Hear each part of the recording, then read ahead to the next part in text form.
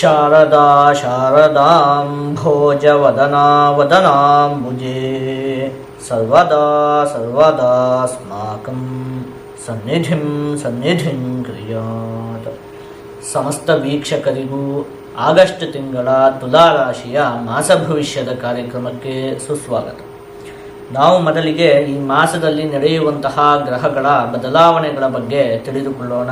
ಈ ತಿಂಗಳ 16ನೇ ತಾರೀಕಿನಂದು ರವಿಗ್ರಹ ಸಿಂಹ ರಾಶಿಗೆ, 30ನೇ ತಾರೀಕಿನಂದು ಬುಧ ಗ್ರಹ ಸಿಂಹ ರಾಶಿಗೆ, 20ನೇ ತಾರೀಕಿನಂದು ಶುಕ್ರಗ್ರಹ ಕಟಕ ರಾಶಿಗೆ ಪ್ರವೇಶವನ್ನು ಮಾಡ್ತಾ ಇರುವಂಥದ್ದು. ಇದಿಷ್ಟು ಕೂಡ ಈ ಮಾಸದಲ್ಲಿ ನಡೆಯುವಂತಹ ಪ್ರಮುಖವಾದ ಗ್ರಹಗಳ ಬದಲಾವಣೆ. ನಾವೀಗ ಇದನ್ನೆಲ್ಲ ಆಧರಿಸಿ ಈ ಮಾಸದಲ್ಲಿ ಅಂದರೆ ಈ ಆಗಸ್ಟ್ ತಿಂಗಳಲ್ಲಿ ತುಲಾರಾಶಿಯವರಿಗೆ ಯಾವ ರೀತಿಯಾದಂತಹ ಫಲ ಪ್ರಾಪ್ತಿಯಾಗಲಿದೆ ಅಂತ ಹೇಳಿ ಒಂದೊಂದಾಗಿ ನೋಡ್ತಾ ಹೋಗೋಣ. ಮುಖ್ಯವಾಗಿ ನಿಮಗೆ ಈ ಮಾಸದಲ್ಲಿ ಬೃಹಸ್ಪತಿ ಗ್ರಹ ಮತ್ತು ಶುಕ್ರ ಗ್ರಹ ನವಮ ಭಾವದಲ್ಲಿ ಸ್ಥಿತವಾಗಿರುವಂಥದ್ದು. ನವಮ ಭಾವ ಅಂದರೆ ಏನು ಹೇಳಿ, ಭಾಗ್ಯ ಧರ್ಮ ದಯಾ ಪುಣ್ಯ ತಪಸ್ತಾತ ಸುತಾತ್ಮಜಾಹ ಇತ್ಯಾದಿಯಾಗಿ ಹೇಳಿರುವಂಥದ್ದು. ಅಂದರೆ ಭಾಗ್ಯಸ್ಥಾನ, ಅದೃಷ್ಟದ ಸ್ಥಾನ. ಅಲ್ಲಿ ಶುಕ್ರಗ್ರಹ ಮತ್ತು ಬೃಹಸ್ಪತಿ ಗ್ರಹದ ಸ್ಥಿತಿ ಇರೋದ್ರಿಂದಾಗಿ ಈ ಮಾಸದಲ್ಲಿ ಅದೃಷ್ಟ ನಿಮ್ಮ ಕೈಯನ್ನು ಹಿಡಿಯುತ್ತೆ. ಎಲ್ಲ ವಿಚಾರದಲ್ಲಿಯೂ ಕೂಡ ಅದೃಷ್ಟ ಅಂತ ಹೇಳುವಂಥದ್ದು ನಿಮಗೆ ಒಲಿಯುತ್ತೆ. ಮುಖ್ಯವಾಗಿ ಆರೋಗ್ಯಕ್ಕೆ ಸಂಬಂಧಪಟ್ಟಿರುವಂತಹ ವಿಚಾರದಲ್ಲಿ ಒಂದಷ್ಟು ಚೇತರಿಕೆ ಅಂತ ಹೇಳುವಂಥದ್ದು ಉಂಟಾಗುತ್ತೆ. ಏನಾದರೂ ಅನಾರೋಗ್ಯದ ಸಮಸ್ಯೆಗಳೆಲ್ಲ ಕಾಡ್ತಾ ಇದ್ದರೆ ಅದೆಲ್ಲ ಪರಿಹಾರ ಆಗುವುದಕ್ಕೆ ಈ ಮಾಸದಲ್ಲಿ ಅವಕಾಶ ಇದೆ. ಇನ್ನು ಎಲ್ಲ ಕೆಲಸ ಕಾರ್ಯಗಳಲ್ಲೂ ಕೂಡ ನಿಮಗೆ ಜಯ ಅಂತ ಹೇಳುವಂಥದ್ದು ಪ್ರಾಪ್ತಿಯಾಗುತ್ತೆ. ಮುಖ್ಯವಾಗಿ ಮನೆಗೆ ಸಂಬಂಧಪಟ್ಟಿರುವಂತಹ ವಿಚಾರದಲ್ಲಿ ಒಂದಷ್ಟು ಅಭಿವೃದ್ಧಿ ಅನ್ನುವಂಥದ್ದು ಉಂಟಾಗುತ್ತೆ. ಅಂದರೆ ನೀವೇನಾದರೂ ಒಂದು ಹೊಸ ಮನೆಯನ್ನು ತೆಗೆದುಕೊಳ್ಳಬೇಕು, ಈ ರೀತಿಯಾದಂತಹ ಅಪೇಕ್ಷೆಗಳು ಇದ್ದಂತಹ ಪಕ್ಷದಲ್ಲಿ ಜಾಗ ಎಲ್ಲ ಹುಡುಕ್ತಾ ಇರ್ತೀರಿ. ಆದರೆ ಆ ಹುಡುಕಿರುವಂತಹ ಜಾಗ ನಿಮ್ಗೆ ಅಷ್ಟೊಂದೇನೋ ಮನಸ್ಸಿಗೆ ಸಂತೋಷ ಆಗ್ತಾ ಇರೋದಿಲ್ಲ. ಎಷ್ಟು ಹುಡುಕಿದ್ರು ಕೂಡ ಒಳ್ಳೆ ಜಾಗ ಅಂತ ಹೇಳುವಂಥದ್ದು ಸಿಗ್ತಾ ಇರೋದಿಲ್ಲ. ಅಥವಾ ಒಳ್ಳೆ ಜಾಗ ಅಂತ ಹೇಳುವಂಥದ್ದು ಸಿಕ್ಕಿರುತ್ತೆ, ಒಳ್ಳೆ ಮನೆಯೆಲ್ಲ ಸಿಕ್ಕಿರುತ್ತೆ, ಆದರೆ ಅದಕ್ಕೆ ಬೆಲೆ ಅಂತ ಹೇಳುವಂಥದ್ದು ಹೆಚ್ಚಿರುತ್ತೆ.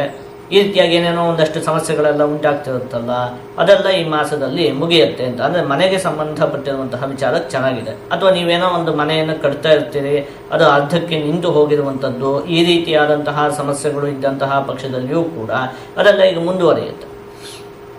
ಒಟ್ಟು ಮನೆಗೆ ಸಂಬಂಧಪಟ್ಟಿರುವಂತಹ ವಿಚಾರದಲ್ಲಿ ಒಂದಷ್ಟು ಅಭಿವೃದ್ಧಿ ಅಂತ ಹೇಳುವಂಥದ್ದು ಉಂಟಾಗುತ್ತೆ. ಇನ್ನು ವಿವಾಹಾಪೇಕ್ಷೆಗಳಿಗೂ ಕೂಡ ಈ ಮಾಸ ಉತ್ತಮವಾಗಿದೆ. ಬುಧ ಗ್ರಹ ಇದೆಯಲ್ಲ, ಅದು ನಿಮಗೆ ದಶಮ ಭಾವದಲ್ಲಿ ಸ್ಥಿತವಾಗಿರುವಂಥದ್ದು. ಹಾಗಾಗಿ ಪಿತ್ರಾರ್ಜಿತವಾದಂತಹ ಆಸ್ತಿಗೆ ಸಂಬಂಧಪಟ್ಟಿರುವಂತಹ ವಿಚಾರದಲ್ಲಿಯೂ ಕೂಡ ಈ ಮಾಸ ಉತ್ತಮವಾಗಿದೆ. ನೋಡಿ, ಪಿತ್ರಾರ್ಜಿತವಾದಂತಹ ಆಸ್ತಿಯ ವಿಚಾರದಲ್ಲಿ ಏನಾದರೂ ವಿವಾದಗಳೆಲ್ಲ ನ್ಯಾಯಾಲಯದಲ್ಲಿ ಇದ್ದಂತಹ ಪಕ್ಷದಲ್ಲಿ ಅದರಲ್ಲೆಲ್ಲ ನಿಮಗೆ ಜಯಪ್ರಾಪ್ತಿಯಾಗುವುದಕ್ಕೆ ಅವಕಾಶ ಇದೆ. ಇನ್ನು ವೈದ್ಯ ವೃತ್ತಿಯನ್ನು ಮಾಡುತ್ತಿರುವಂತಹ ವ್ಯಕ್ತಿಗಳಿಗೆ, ಶಿಕ್ಷಕ ವೃತ್ತಿಯನ್ನು ಮಾಡುತ್ತಿರುವಂತಹ ವ್ಯಕ್ತಿಗಳಿಗೆ, ಹಾಗೆ ಬ್ಯಾಂಕುಗಳಲ್ಲಿ ಕೆಲಸವನ್ನು ಮಾಡುತ್ತಿರುವಂತಹ ವ್ಯಕ್ತಿಗಳಿಗೆ ಈ ಮಾಸದಲ್ಲಿ ಅತ್ಯಂತವಾಗಿ ಅಭಿವೃದ್ಧಿ ಎನ್ನುವಂಥದ್ದು ಉಂಟಾಗುತ್ತೆ.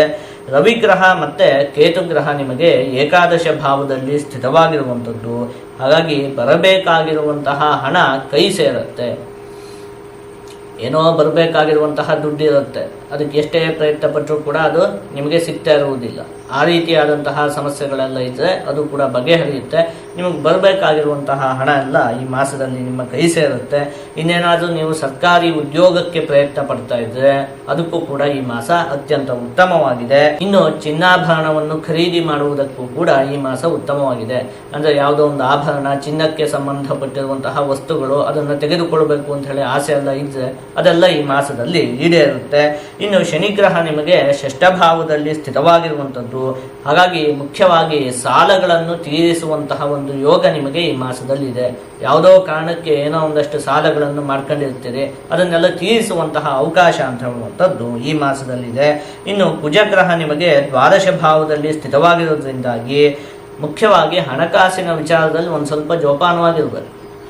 ನೋಡಿ, ಹಣಕಾಸಿನ ಆಗಮನ ಇತ್ಯಾದಿಗಳಿಗೆಲ್ಲ ಈ ಮಾಸ ಅತ್ಯಂತ ಉತ್ತಮವಾಗಿದೆ. ಹಣಕಾಸಿನ ಆಗಮನ ಎಲ್ಲ ಉಂಟಾಗುತ್ತೆ. ಆದರೆ ಕುಜಗ್ರಹ ದ್ವಾದಶ ಭಾವದಲ್ಲಿ ಸ್ಥಿತವಾಗಿರೋದ್ರಿಂದಾಗಿ ಬಂದಿರುವಂತಹ ಹಣವನ್ನು ನೀವು ಜೋಪಾನವಾಗಿ ಇಟ್ಕೊಳ್ಬೇಕು. ಅಂದರೆ ಒಂದು ಸ್ವಲ್ಪ ಹಣ ಕಳೆದು ಹೋಗುವಂತಹ ಸಂಭವ ಇರುತ್ತೆ. ಏನೋ ಜೇಬಲ್ಲಿ ದುಡ್ಡು ಇಟ್ಕೊಂಡಿರ್ತೀರಿ, ಬಸ್ಸನ್ನು ತೆಗೆಯುವಾಗ ಅದು ಬಿದ್ದು ಹೋಗುವಂಥದ್ದು ಇರಬಹುದು. ಅಥವಾ ಏನೋ ಲೆಕ್ಕ ಮಾಡಿ ಕೊಡುವಾಗ ಒಂದೆರಡು ನೋಟನ್ನು ನೀವು ಹೆಚ್ಚಿಗೆನೇ ಕೊಟ್ಟಿರ್ತೀರಿ.